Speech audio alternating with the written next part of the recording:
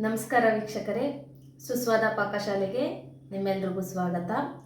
ನಾನಿವತ್ತು ನಿಮಗೆ ಒಂದು ಡಿಫ್ರೆಂಟ್ ಆಗಿರುವಂಥ ಒಂದು ಉಪ್ಪಿಟ್ಟು ರೆಸಿಪಿನ ಮಾಡಿ ತೋರಿಸ್ತಾ ಇದ್ದೀನಿ. ಈ ಹಿಂದೆ ನಮ್ಮ ಚಾನಲಲ್ಲಿ ಮೆಂತ್ಯ ಸೊಪ್ಪಿನ ಉಪ್ಪಿಟ್ಟು ಮಾಡೋದು ಹೇಗೆ ಅಂತ ಹೇಳಿ ತೋರಿಸ್ಕೊಟ್ಟಿದ್ವಿ. ಇವತ್ತು ಅದೇ ರೀತಿ ಡಿಫ್ರೆಂಟಾಗಿ ಬದನೆಕಾಯಲ್ಲಿ ಉಪ್ಪಿಟ್ಟು ಮಾಡೋದನ್ನ ತೋರಿಸ್ತಾ ಇದ್ದೀವಿ.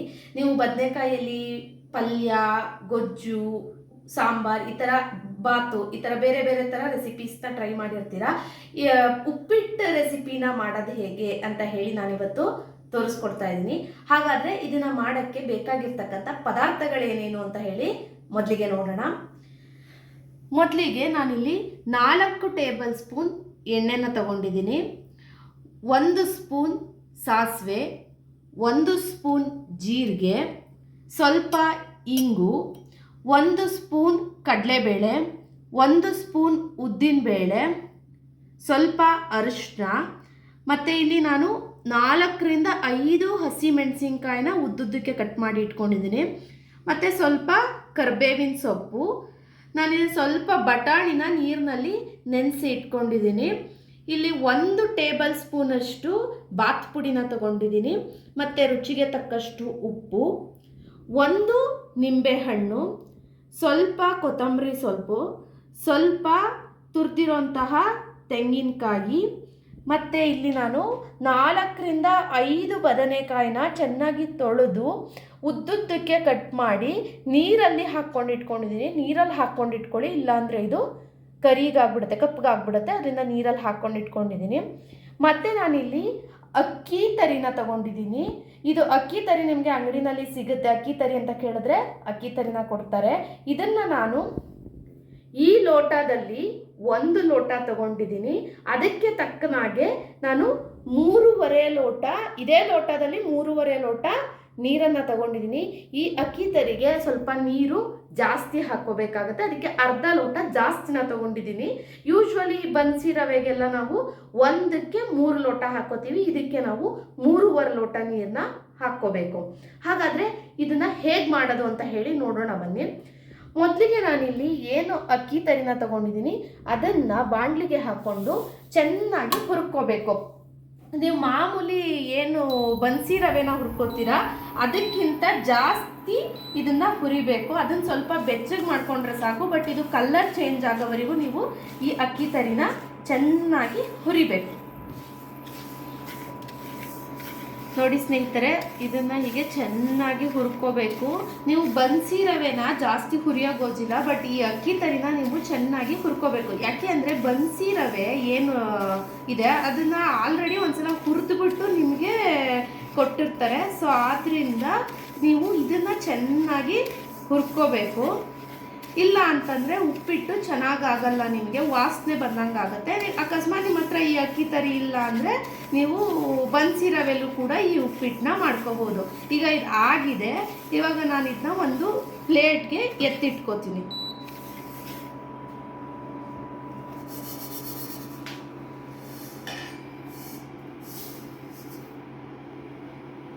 ಈಗ ಇದಾದ್ಮೇಲೆ ನಾವು ಇದಕ್ಕೆ ಒಂದು ಒಗ್ಗರಣೆನ ಮಾಡ್ಕೊಳ್ಳೋಣ. ಮೊದಲಿಗೆ ಎಣ್ಣೆನ ಹಾಕ್ಕೊಂಡು ಚೆನ್ನಾಗಿ ಕಾಯಿಸ್ಕೋಬೇಕು.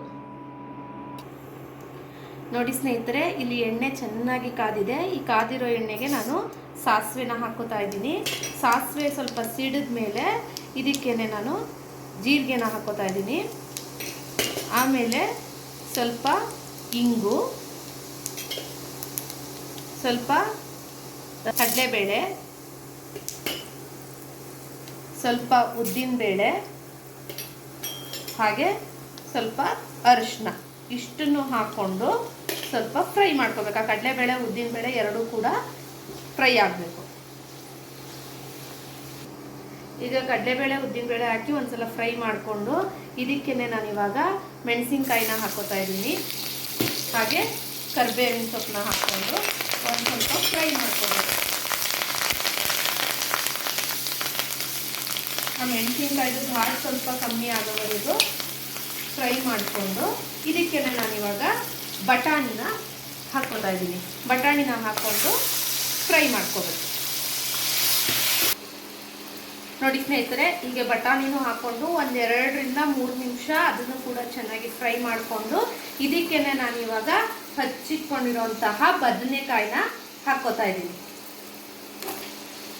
ಈ ಬದನೆಕಾಯಿನೂ ಹಾಕ್ಕೊಂಡು ಬದನೆಕಾಯಿನ ಚೆನ್ನಾಗಿ ಬೇಯಿಸ್ಕೋಬೇಕು. ನೋಡಿ ಸ್ನೇಹಿತರೆ, ಇಲ್ಲಿ ಬದನೆಕಾಯಿ ಬಟಾಣಿ ಎರಡೂ ಕೂಡ ಚೆನ್ನಾಗಿ ಬೆಂದಿದೆ.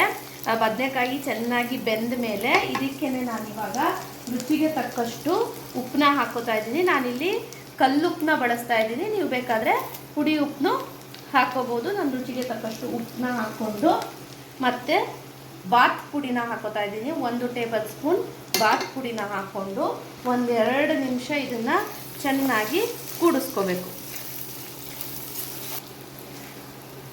ನೋಡಿ ಸ್ನೇಹಿತರೆ, ನಾನಿಲ್ಲಿ ಉಪ್ಪು ಮತ್ತು ವಾಂಗಿಬಾತ್ ಪುಡಿನ ಹಾಕ್ಕೊಂಡು 1-2 ನಿಮಿಷ ಕೂಡಿಸ್ಕೊಂಡಿದ್ದೀನಿ. ನಿಮ್ಮ ಹತ್ರ ವಾಂಗಿಬಾತ್ ಪುಡಿ ಇಲ್ಲ ಅಂತಂದರೆ ಅಂಗಡಿನಲ್ಲಿ ಸಿಗುತ್ತೆ ವಾಂಗಿಬಾತ್ ಪುಡಿ, ಅದನ್ನು ತಂದು ಹಾಕ್ಕೊಳ್ಳಿ. ಇದನ್ನು ಹೀಗೆ ವಾಂಗಿಬಾತ್ ಪುಡಿ ಹಾಕ್ಕೊಂಡು ಕೂಡಿಸ್ಕೊಂಡ್ಮೇಲೆ ನಾನು ಆಗಲೇ ನೀರು ಎತ್ತಿಟ್ಕೊಂಡಿದ್ದಲ್ಲ 3.5 ಲೋಟ ನೀರು, ಅದನ್ನು ಇದಕ್ಕೆ ಹಾಕೋತಾ ಇದ್ದೀನಿ. ಹೀಗೆ ನೀರನ್ನು ಹಾಕ್ಕೊಂಡು ಇದಕ್ಕೇನೆ ತೆಂಗಿನಕಾಯಿನ ಹಾಕ್ಕೋಬೇಕು. ತೆಂಗಿನಕಾಯಿ ಇಲ್ಲ ಅಂದರೆ ಸ್ಕಿಪ್ ಮಾಡ್ಕೋಬೋದು, ಬಟ್ ತೆಂಗಿನಕಾಯಿ ಹಾಕಿದ್ರೆ ಟೇಸ್ಟ್ ಚೆನ್ನಾಗಿರುತ್ತೆ. ಈಗ ಹಾಕ್ಕೊಂಡು ಒಂದ್ಸಲ ಇದನ್ನು ಹೀಗೆ ಕೂಡಿಸ್ಕೊಂಡು ಲಿಡ್ಡನ್ನು ಮುಚ್ಚಿ ಇದನ್ನು ನೀವು ಚೆನ್ನಾಗಿ ಕುದಿಸ್ಕೋಬೇಕು. ಕೂಡಿಸಿ ಒಂದ್ಸಲ ಲಿಡ್ಡನ್ನು ಮುಚ್ಚಿ ಮೀಡಿಯಂ ಫ್ಲೇಮಲ್ಲಿಟ್ಟು ಕುದಿಸ್ಕೊಳ್ಳಿ. ನೋಡಿ ಸ್ನೇಹಿತರೆ, ನೀರನ್ನ ಹಾಕ್ಕೊಂಡು ಹೀಗೆ ಚೆನ್ನಾಗಿ ಕುದಿಸ್ಕೋಬೇಕು. ಇದು ಚೆನ್ನಾಗಿ ಕುದೀತಾ ಇದೆ. ಇವಾಗ ನೀವು ಫ್ಲೇಮ್ನ ಲೋ ಮಾಡ್ಕೋಬೇಕು. ಲೋ ಫ್ಲೇಮ್ಗೆ ಇಟ್ಕೊಂಡು ನಾವಾಗಲೇ ಏನು ಹುರಿದಿಟ್ಕೊಂಡಿದ್ದೀವಿ ಅಕ್ಕಿ ತರಿ, ಅದನ್ನು ಹೀಗೆ ಸ್ವಲ್ಪನೇ ಹಾಕ್ಕೊಂಡು ಹೀಗೆ ಕೂಡಿಸ್ಕೋಬೇಕು. ನೀವು ಹಾಗೆ ಒಂದೇ ಸಲ ಹಾಕ್ಕೊಳಕ್ಕೆ ಹೋಗ್ಬೇಡಿ. ಚುಚೂರೆ ಹಾಕ್ಕೊಂಡು ಚೆನ್ನಾಗಿ ಅದನ್ನು ಕೂಡಿಸ್ಕೋಬೇಕು.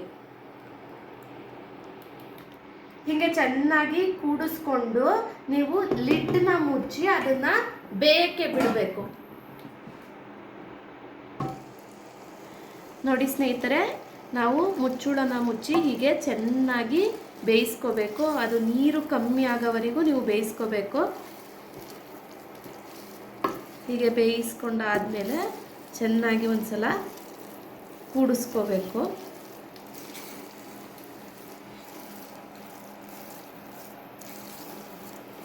ಈಗ ಇದಕ್ಕೇನೆ ನಾನಿವಾಗ ನಿಂಬೆಹಣ್ಣ ಹಾಕ್ಕೋತೀನಿ.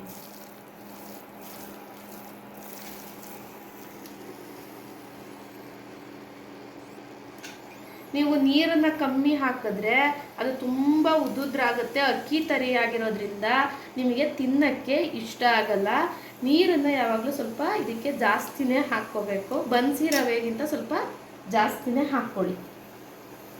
ಬನ್ಸಿ ರವೆಯಲ್ಲಿ ಮಾಡೋದಾದರೆ ಮಾಮೂಲಿ 1ಕ್ಕೆ 3.